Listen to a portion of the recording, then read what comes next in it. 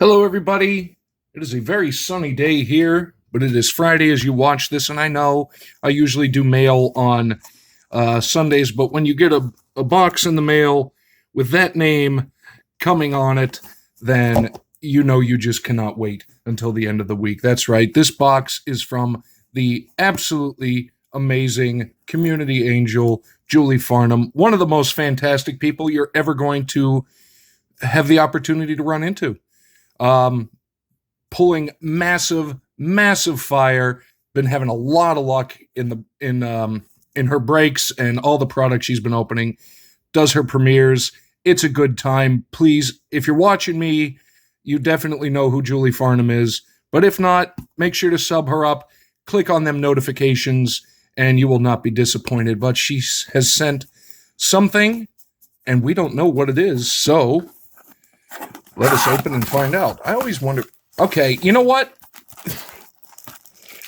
I thought the other night, I'm sitting there, I had this sitting on the table by me, and I thought, I was like, is there some sort of aroma coming from this box, or am I losing my mind? Like, I had one of my candles burning in the background, and I literally couldn't, but nope, I was not ooh, Susan gum.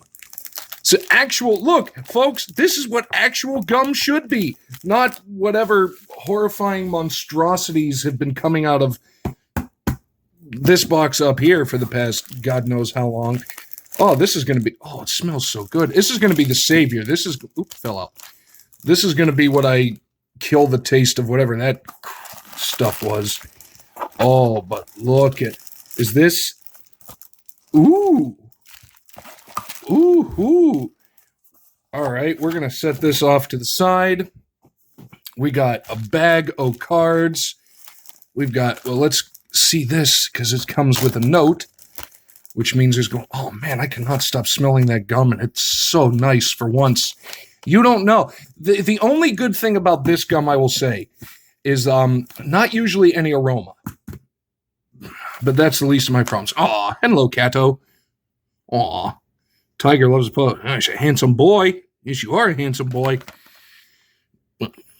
Hi, Zach and Leroy. Yep, he's over there staring at me, wondering what in the world is going on, but that's what he does. Thanks for being great friends and supporters of me and others. Absolutely. That's the thing. That's why we love this community, because there's just so many amazing people. I thought you could use this fresh gum to appease the gum god. Oh, thank you. Either that or they're going to punish me so severely. In jank rips for pets that don't have their own. Oh, there you go. That's perfect. So either way, there's going to be gum and chat at the end of it. Here are a few cards for your PC to your friends, Julie and the Land Krakens. You talk about the absolute best quality people. And let's see. Ooh, is this? I think it is. I think I love these Video City cards. And you love them because gum. Oh, joyous. But that's going in the box. And what is this? Ooh, fantasy art. See, I love these. Julie has displayed so many amazing fantasy card series, and I've actually been lucky enough to have won a set, as well as, of the Conan cards and a Joe Jusko set. If you're into the fantasy art cards, make sure to check her out, because what are you? Oh, you are beautiful.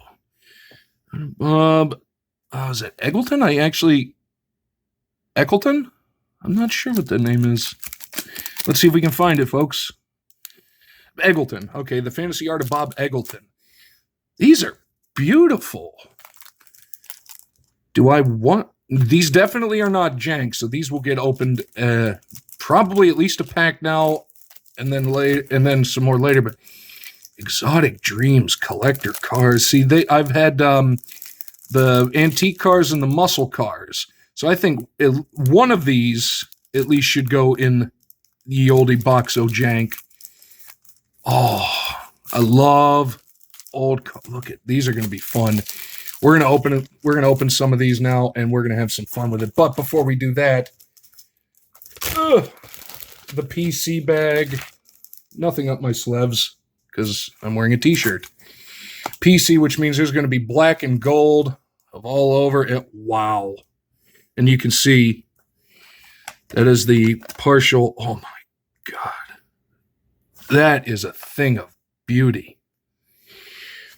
Depending on what part of the hockey world you're from, but wow.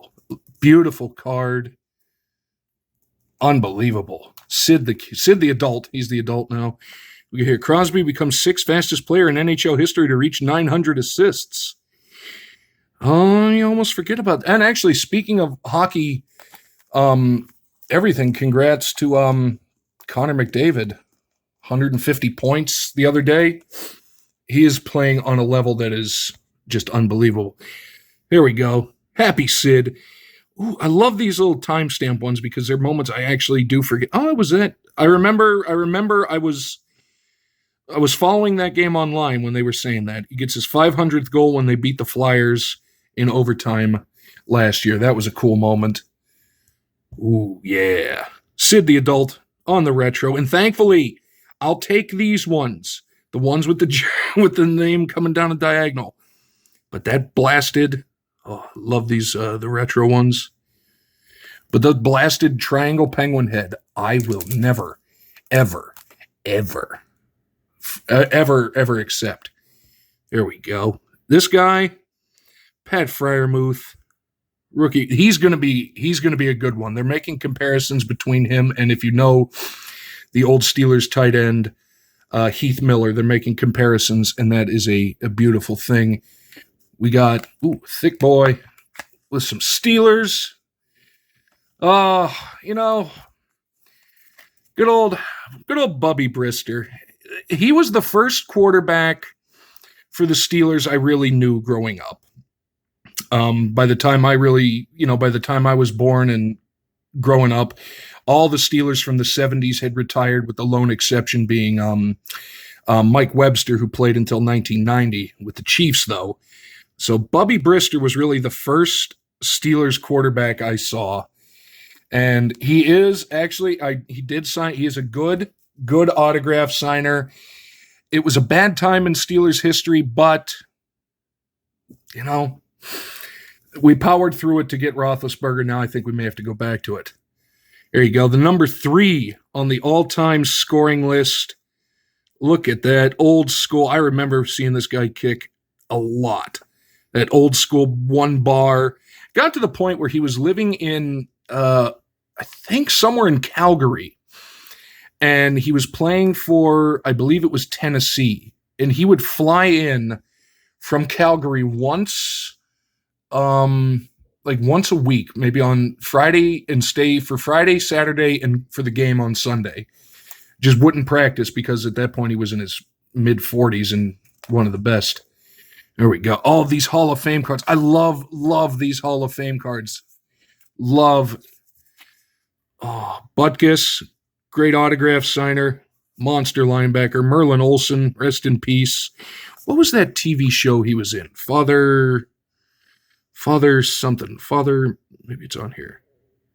No, it doesn't say it. I think it was Father Murphy, maybe.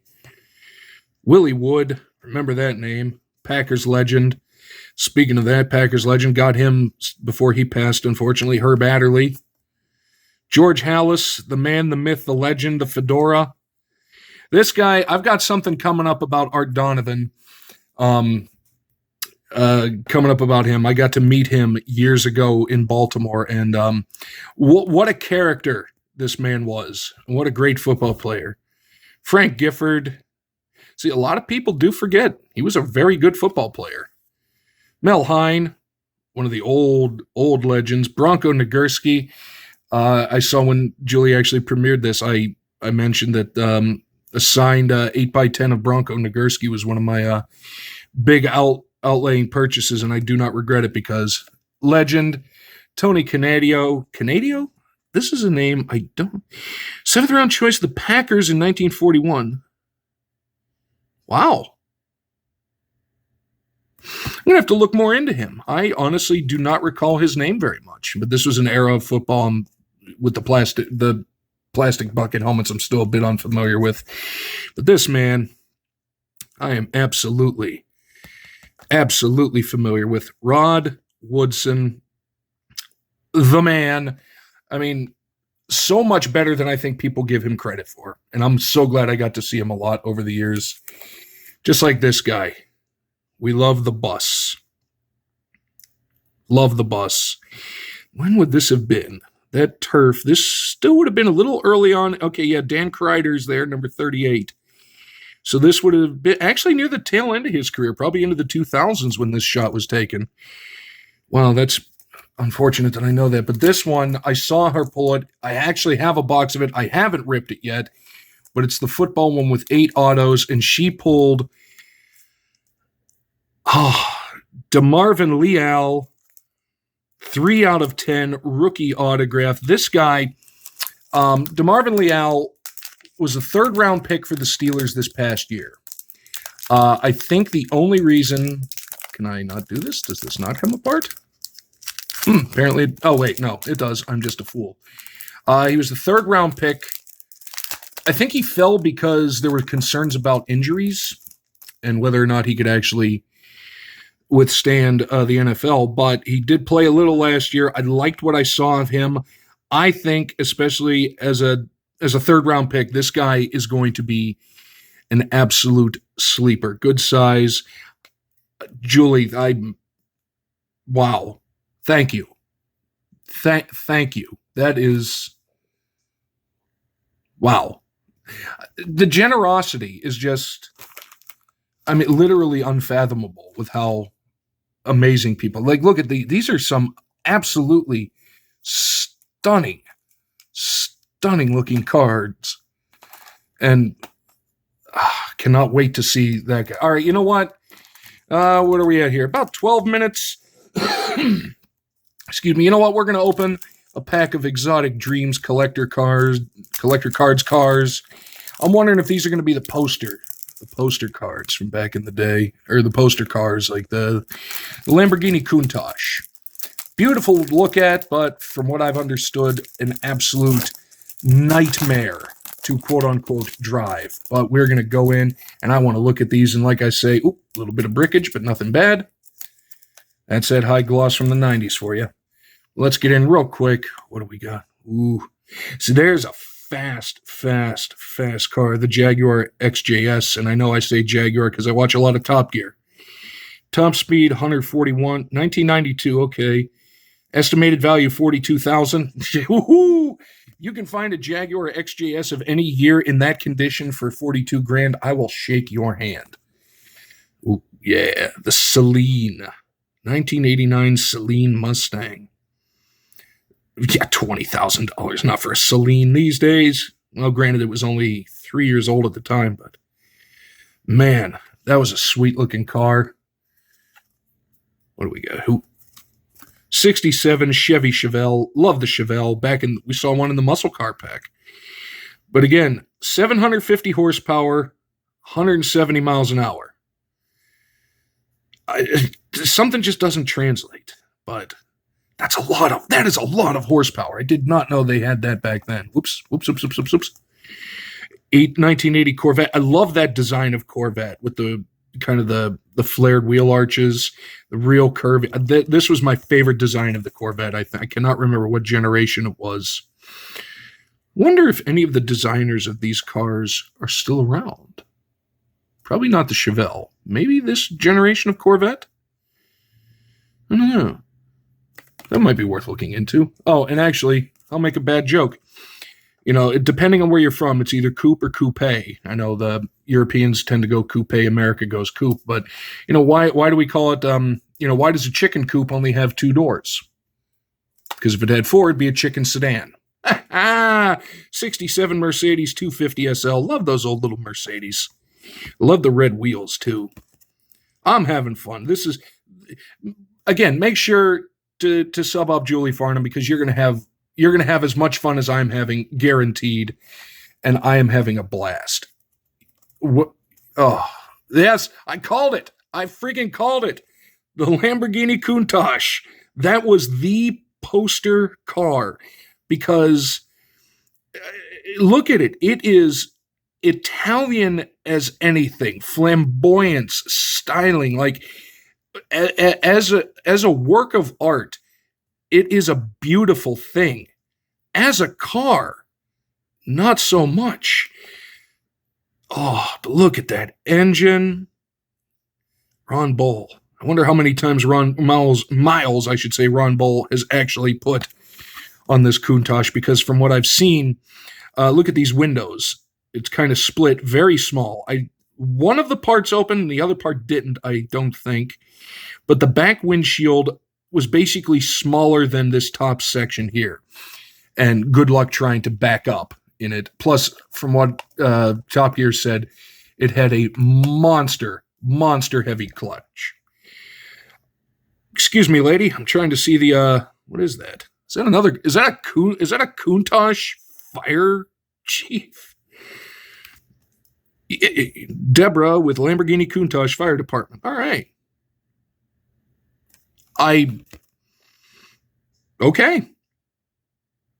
That would be a poster car, but a fire chief, what part of Italy is he from that he is driving a Countach? Two more. The 67 AC Cobra. Love the AC Cobras. I always like that little one roll bar right behind the driver's head. The AC Cobra, very, very, very nice. $100,000. Ooh. Oh, that's the replica. Yeah, replica, yes. Original, good luck. But they are absolutely beautiful. And finally, the 1988 Porsche 928 S4.